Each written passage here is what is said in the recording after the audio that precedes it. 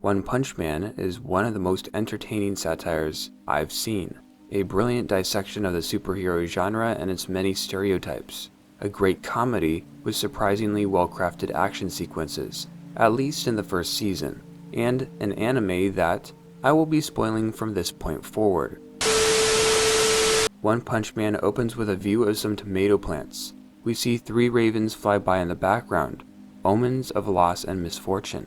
Life, it would seem, is about to be threatened by some outside force. This is followed by the arrival of our first monster. He's incredibly strong, annihilating buildings left and right. 2 heroes, Lightning Max and Smile Man, are sent in to stop him, but are immediately defeated. We never even see them fight. The first frame of the show they appear in is of them lying on the ground defeated, reinforcing this new villain's power. Granted, Lightning Max and Smile Man may not be that strong, but they're not weaklings either. They're A-class heroes with reoccurring roles in the anime. Lightning Max takes on the Deep Sea King, and is a participant in the martial arts tournament from Season 2, while Smile Man is part of a coordinated attack to take down Garo. Granted, in pretty much all these encounters they lose, but, you know. This momentum continues with the introduction of our hero Saitama. There is so much damage down there, and there are people down there taking pictures. Guess I'll go. He gets up, walks outside, and flings his cape out in a cool hero's pose. Everything seems to be setting itself up for an epic superhero showdown.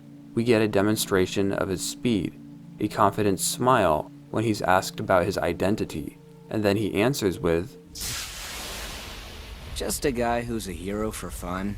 "You're kidding, right? What kind of a half-assed backstory is that?" Oh, right, it's this kind of show. The type that's commenting on the superhero genre itself, shining a spotlight on various tropes and cliches through the use of a character who continually subverts them. When he defeats Vaccine Man with his signature one punch, instead of being happy about it, he falls to his knees in disappointment. Not again. All it took was one punch. Damn you! It's a great introduction to our character's strength and personal dilemma. Nothing is a challenge for him, but even more than that, this is a great moment that gets mirrored at the end of the season. You blew it up! Damn you all to hell! This is when the opening theme song kicks in, further cementing the plight of our hero. The first words are even one punch. We see Saitama standing before a tiger, a demon thing, a dragon and his mysterious orb, and a chicken, apparently, I think. These are obvious connections to the Heroes Association disaster level categorizations. Wolf, tiger, demon, dragon, and god. We're missing the wolf, and the chicken as god might seem like a stretch, but it's not as strange an idea as you might think. Each of these creatures is notably larger and more powerful than the last, symbolizing our hero's growth over time. And by setting a chicken up as his final form, the implication is that he's become so powerful, he's broken free of the conventional tropes associated with being a hero. He's a god, unfathomable. In some ways, he's more of an anti-hero than a hero, since he doesn't save people for altruistic reasons. No wonder disaster levels are being used to describe him in this open. He's just bored. It's like the age-old anti-joke, why did the chicken cross the road? To get to the other side. That's it. He's a hero for fun.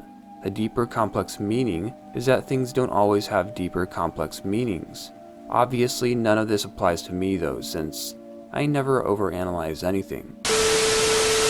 Saitama's infinite power separates him from the rest of the world.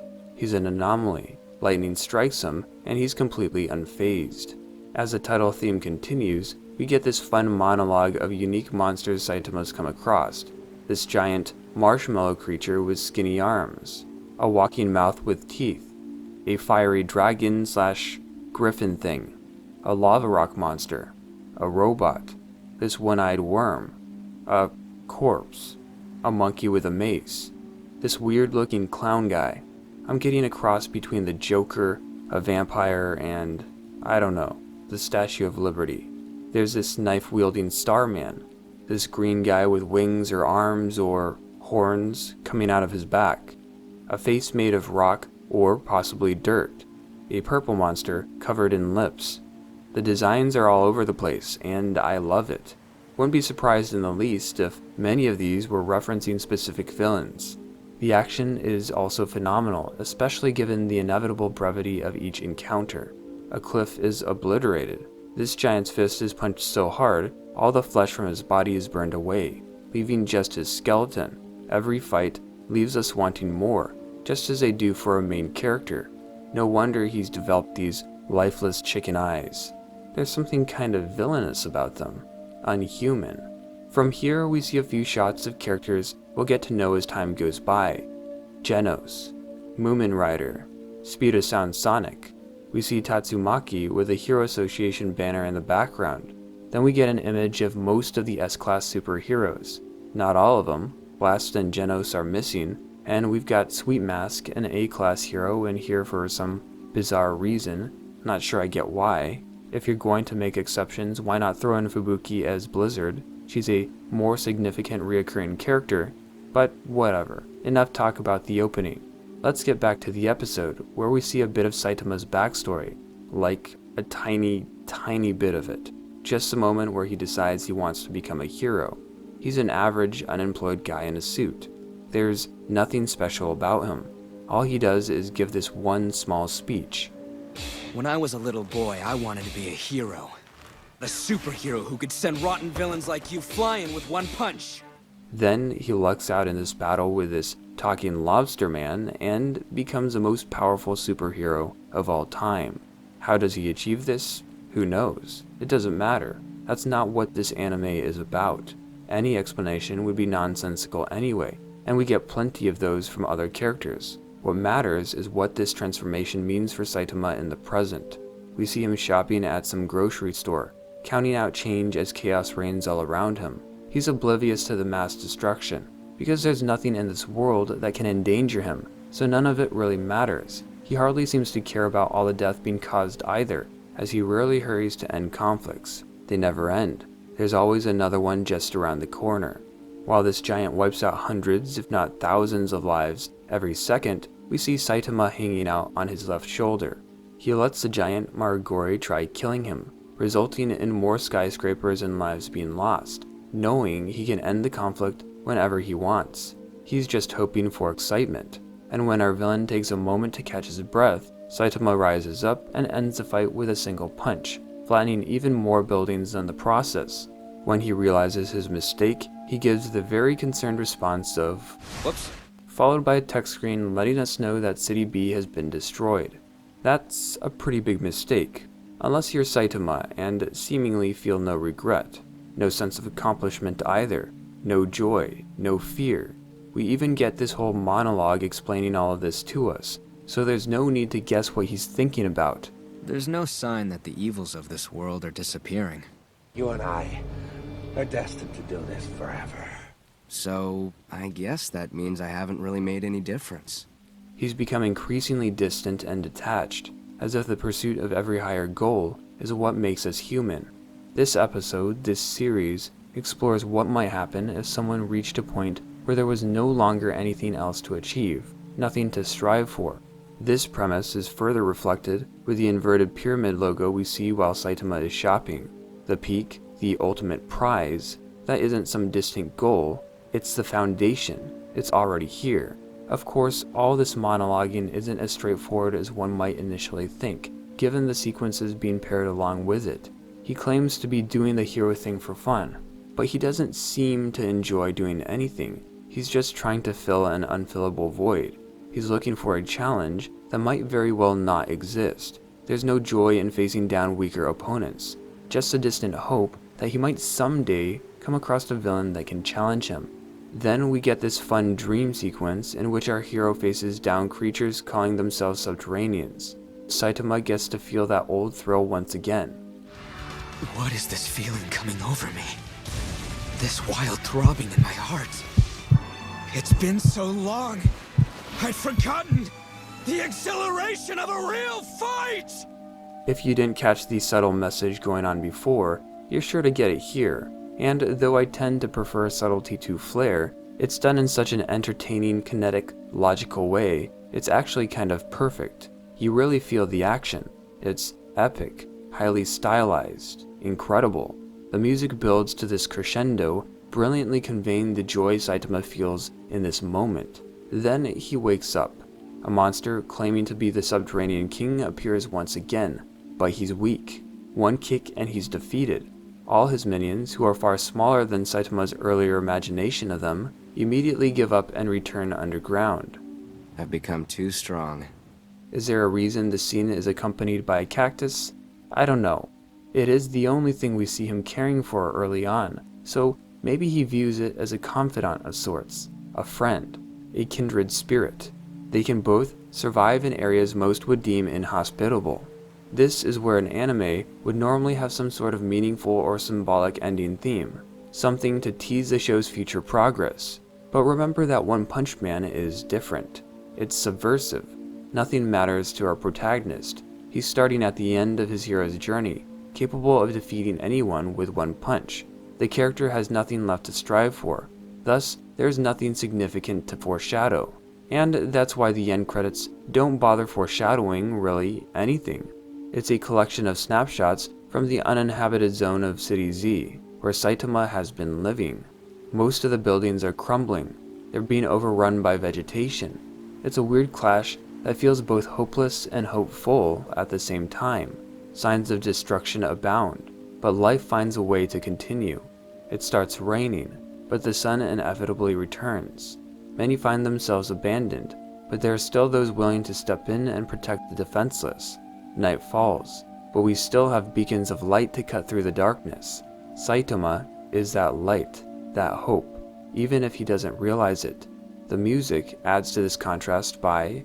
Actually, I don't know what to make of the music. The tone is upbeat, but it's also a love song of sorts. When I close my eyes, you're all I think about. Feeling the need to see you, feeling like crying, feeling romantic. May these feelings reach you. What is happening here? Who is singing this song? Are they symbolic, or are they a real person? Don't tell me he's lying in a coma in a hospital bed as a loved one pleads for him to wake up, that he's lost all his hair due to chemotherapy or perhaps some sort of brain-related surgery, that the real reason he feels empty is because nothing around him is real, that he's gradually losing the will to fight as a result of this disconnect, that he did the one thing they tell you not to do when you're supposedly dying. He headed towards a light, into a fictional middle world of his making. Just look at the lyrics. The one I love is so strong. Show your weak side only to me. I'll find you sooner than the stars. Come back home soon. This mysterious figure from Saitama's life is telling him he's strong enough to fight this illness. And the I'll find you sooner than the stars line is referring to the heavens or afterlife, to death. She's telling him not to die, that she won't let it happen. She wants him to wake up and come home. Or maybe it's just a nice song that the director decided to throw in. Who knows? Neither the anime nor manga are over yet, so there's no grand finale to connect anything with. Maybe the joke is that people read way too much into opening and closing themes, and this all means nothing. Again, not something I do, but I can see this being an issue for some people. Even the use of playground scenes seem a bit random here. I initially thought they were the ones we see in Saitama's flashback, but they're not. Just more abandoned relics to showcase no one lives in this part of City Z except our hero. I hate re-recording things because my voice sounds noticeably different when I do so, but whatever. I spent all that previous time talking about a non-existent chicken god, which I've apparently found too interesting to cut out, and no time on the actual crane represented. That's a problem, especially when you look at what cranes represent in Asian mythology. They symbolize happiness and eternal youth. That could very well be one of the reasons Saitama claims to be a hero for fun. As a god-tier human, he's meant to represent happiness. But none of this is why I think the crane is so significant here, and why I'm going out of my way to add in this additional information. Cranes are more than just symbols of good fortune and longevity. They are also one of Japan's most recognizable mythical creatures, said to live 1,000 years. Furthermore, according to their legends, if anyone folds 1,000 origami cranes, they will be granted a wish by a crane. There's a very famous story about a 12-year-old girl who had cancer and attempted to do just this but died before finishing. That's really too tragic to get into here. Check it out later if you're unfamiliar with it and curious. Or don't. All you need to know for the sake of this video is that making tons of cranes to help someone get better, while certainly not scientific, is still a thing. What if this mysterious individual, this loved one Saitama has, what if they've managed to finish this task? 1,000 paper cranes, with the sung wish that he should return to her. And all this power he has, it stems from this mythical crane. That's why he's managed to get so strong with minimal training. It isn't a result of anything he's done. It's an external holy force trying to grant his mind the power to break free of its imprisonment. It might even explain how Saitama would dream of creatures from the underworld attacking moments before creatures from the underworld actually attacked. Both his waking and dream states still exist within his head. Neither is real. And that's pretty much it. Not sure what else to say here. As much as I like this episode and the broader series it's a part of, it doesn't have that many Easter eggs or details to analyze. I was almost tempted not to call this a spoiler video at all. And I suppose that's kind of the point. In many ways, we're beginning at the end of his journey, that thing that comes after the happily ever after. There's just nothing meaningful to foreshadow, because nothing can hurt our hero. He has nothing to worry or think about. By refraining from cluing us into future events, the show reinforces the idea that Saitama really doesn't care about what happens next, since, as an indestructible being, none of it actually matters to him. This episode establishes everything we need to know going in. We get a taste of the comedic tone, some excellent action sequences, the struggle for meaning Saitama has in not struggling to defeat any of his opponents. Anyway, these are just some things I noticed in this episode. Feel free to civilly discuss One Punch Man down below, and I'll catch you next time. Peace.